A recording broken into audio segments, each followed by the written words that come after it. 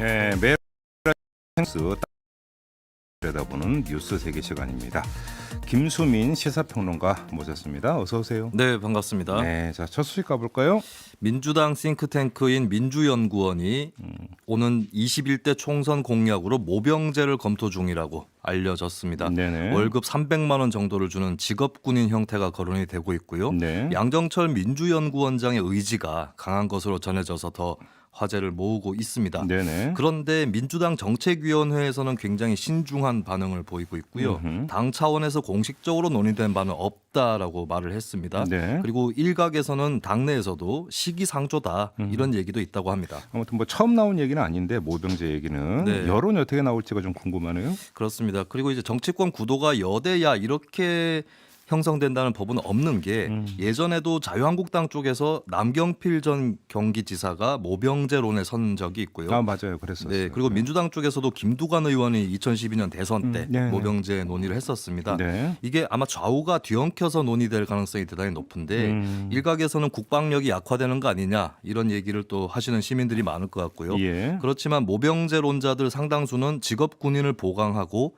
현대적 무기를 갖춰서 강군을 만든다라고 주장을 하고 있습니다. 네. 반면에 또 일각에서는 군사적인 일은 국민들이 나눠서 맡는 게 민주적이다. 모병제를 실시하면 가난한 이들이 군대로 간다. 이런 지적도 있기 때문에 네. 이 진보 보수 이런 문제로만 흘러가지는 않을 것 같습니다. 네. 20대 남성층이 또 어떻게 반응할지도 궁금한 대목인데요. 네, 근데 20대 남성층은 곧 군대를 가거나 아니면 군대를 갔다 왔거나 그렇죠. 네, 이런 상황이라서 네. 저는 오히려 미성년자 부모 유권자들의 기대를 모으지 않을까. 아, 그게 딱 현실적인 지적인 예. 것 같긴 해요. 아무래도 실현하더라도 시간이 걸릴 것이기 그렇겠죠. 때문에 네. 그리고 20대 남성들 같은 경우는 얼마 전에 이제 복무기간 단축 논의 때도 좀 부정적인 반응을 보인 적이 있었어요. 사드 거나 이런 좀 신안보주의라고 불리는 성향이 있어서 네. 이 20대 남성층의 반응은 좀 미지수인 것 같습니다. 아무튼 근데 이게 잠깐 나왔다가 다시 잠복하고 잠깐 나왔다가 잠복하고 이런 양상이 계속됐었는데 네. 되든 안 되든 한번 좀 제대로 사회적으로 한번 논의를 해보는 것도 필요하긴 할 것 같다는 생각이 좀 그렇습니다. 들긴 듭니다. 알겠습니다. 자, 다음 뉴스로 넘어가 보죠.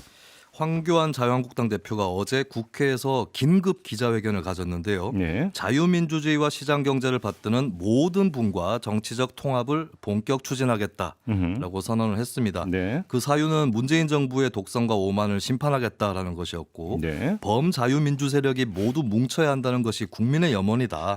그리고 지난 10월의 광화문 집회에 대해서도 국민 항쟁이다 이렇게 표현을 하면서 네. 시대적 명령이라고 보수 대통합을 제안을 했습니다. 아무튼 뭐 다 아는 사실이지만 한쪽에는 바른미래당의 그 유승민계가 있고 네. 또 다른 한쪽에는 우리공화당이 있는 것 아니겠습니까? 네, 이 그럼 양쪽을 모두 잡을 수 있느냐 이게 관심사잖아요. 그렇습니다. 아무래도 유승민계는 박근혜 전 대통령 탄핵 찬성 세력이었고 우리공화당은 강경한 반대 세력이었죠. 네. 이 문제가 매듭이 지어지지 않았기 때문에 한쪽을 잡으면 나머지 한쪽이 떨어져 나가는 이런 효과가 강력히 예상이 됩니다.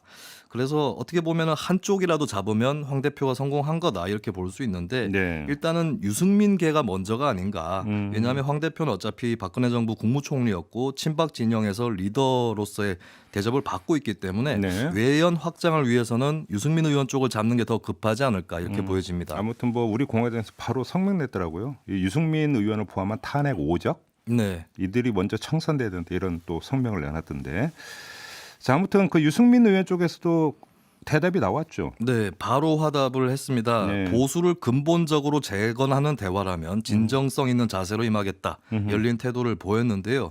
근데 이제 박근혜 전 대통령 탄핵 문제 이걸 어떻게 처리할 거냐. 네. 이것에 대해서 구체적으로 양쪽이 아직 따져보지는 않았습니다. 그러니까 만약에 탄핵 찬반은 이제 그만 잊고 미래만 보자. 네. 이렇게 타협을 할 수는 있겠는데요. 하지만 어떻든 간에 타협을 해서 통합을 하더라도 그때 모양새가 유승민 의원의 개혁보수 이미지 이런 것들이 퇴색된다면 시너지 효과가 날지는 좀 미지수이기도 하죠. 그렇죠. 지금 뭐 이 자리에서 이제 그 자유한국당 밖에인가 살펴봤지만 안에도 또 친박 세력이 있지 않습니까? 네. 또 이들이 어떻게 나올지도 궁금한 대목이고요. 이건 아마 좀 며칠 계속 갈 것 같아요, 이야기가.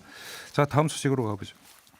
153개국의 과학자 1만 1,258명, 굉장히 많은 숫자인데요. 네. 기후 비상사태를 선언했습니다. 음흠. 그리고 이 선언의 방식이 좀 특이한데 네. 국제과학저널 바이오사이언스에 발표한 공동성명 성격의 논문을 통해서 네. 선언을 한 것입니다. 즉각적인 행동을 취하지 않는다면 기후 위기는 인류에게 막대한 고통을 가져다 줄 것이다.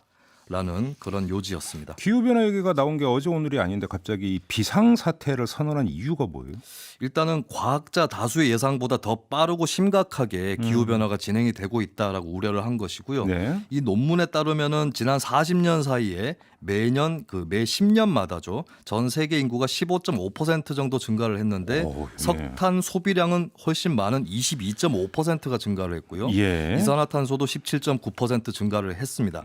그러면서 산림 면적은 49.6%, 아마존 열대우림은 24.3% 이렇게 10년마다 감소를 빠르게 해왔다는 네, 거죠. 네, 네. 근데 이제 이런 현상보다도 더 시급한 것은 현실 정치입니다. 네. 과학자들이 웬 현실 정치 하실 수 있겠는데요. 다름이 아니라 트럼프 대통령이 기후변화 주장은 사기다라는 지론을 갖고 있고요.